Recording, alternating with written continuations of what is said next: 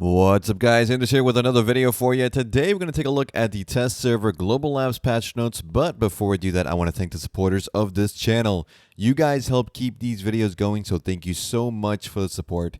If you want to help out, you can do so by subscribing to the channel if you haven't already, liking or disliking this video, and hitting that bell icon. Bell is good, so please ding the bell to get notified when I upload my next video. Now, test server, new items for Night Vendor, guys. Huge! Is it? I don't know. Depends on the prices. They said that the prices will be relative to your markets. So again, either that's a good thing. Maybe we'll actually be able to get some discounts on some things. I mostly want to see the prices of these Valk's advice or advice of Valk's.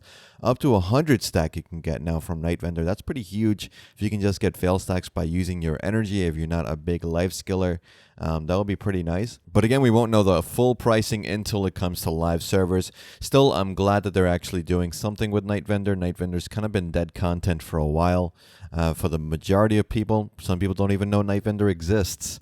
So that's how bad Night Vendor is right now. Chaos Rift, if you haven't checked out Chaos Rift, you can check out my video on my channel. I go over basically what it is. There are some changes coming to Chaos Rift.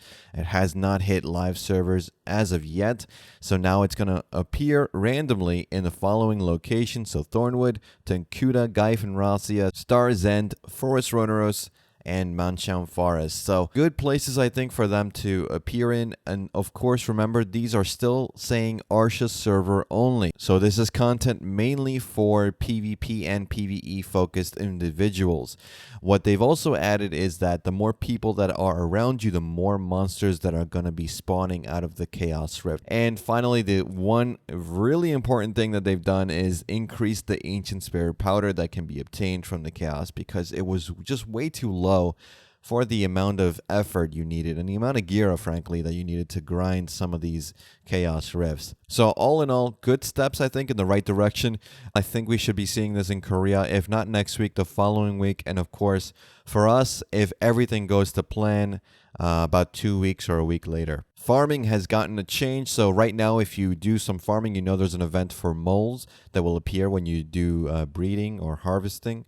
So now that's going to be a permanent addition. There's going to be different types of moles that will appear depending on the type of seed that you're breeding or harvesting, and they can drop a bunch of items. Usually farming mats, blackstones, and some T9 materials. Just a little bit of extra income for you as a farmer. I think that's a good change. Loot scroll changes. So basically the way loot scrolls are going to work from now on is the same as Agras. Using a loot scroll will increase the amount of points you have for this kind of loot scroll fever, I guess we can call it. And so the amount of points you have will then go down as you kill monsters. This is good because you're not using a loot scroll and then wasting its potential by actually not killing things. So the moments where you're going from pack to pack, or the moments where you have to go AFK or you get a phone call or whatever, you don't have to worry about missing out on your loot scroll. You don't have to worry about, hey guys, I can't go to Battle Arena because I have a loot scroll running. You're fine because now it works like Agras. Really good. You can see the amount of points that you can get for each type of loot scroll. And I'm happy they've done something with this. It's something I think a lot of grinders will be appreciating. So hopefully we see it in Korea next week. And then for our global versions of the game,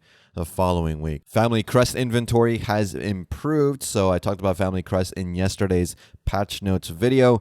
It's been added so that now you can place seals and coins into the inventory for Family Crest. If you don't know what Family Crest is, it's a shared inventory for all your characters. Essentially, you place consumable items like food or beer or potions into this inventory, and then you can take out stuff from it from any character. But unfortunately, there are weight and inventory limit restrictions, so your inventory slots have to be expanded.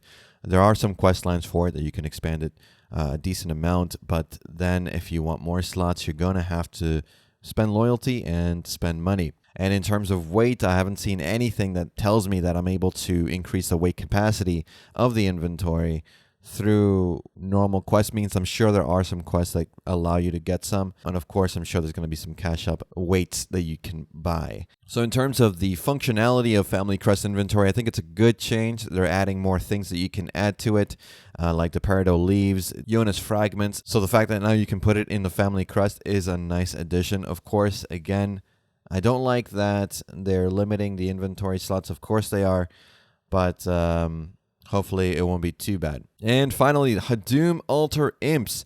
I believe the final zone in Serendia to get the Hadum treatment. I haven't even bothered going there because every time I see Hadum Zone, it just says, hey, by the way, trash loot, bound to change. We don't really know what we're doing with this. So there you go. Some new hard mobs to try and kill. For the most part, they haven't even gone ahead and added Hadum to Korean servers. So I'm not really sure what they're waiting for. I guess this is going to be a thing where they'll release zones, or maybe, Serendia is over now. I'm pretty sure there's no other zones except like the mining imps north of Heidel, but I don't really think they count as a grinding zone. So I don't see why maybe next week they can, instead of adding new Hadum zones, polish up the current ones, because there's still some bugs where you're just spawning too many elites and infinitely. You just kind of break the game that way. Hopefully they deal with that issue, and hopefully we see it in Korea. If we see it in Korea, that means it's pretty close to us, unless they like to do the whole trickle the content dance, which I don't appreciate, but I don't think that should be an issue anytime soon, since most of the major releases will be coming out already by the time that Korea gets Hadum. So if you're new and you don't know what I'm talking about, Hadum zones are a separate server that are going to be implemented in the future that allows you to go into the server, and the zones that are normally like story zones, level 16, level 20 zones, are actually 280 AP zones now. They are incredibly difficult, but they have some certain mechanics with elites that you can do. They drop very high value loot. They drop a lot of black magic crystals, a lot of loot in that sense. And they also drop new loot that we still are not sure what it has to do with in terms of Blackstar, since Blackstar is mentioned in the files. It might have something to do with the rumored Blackstar accessories that may be coming.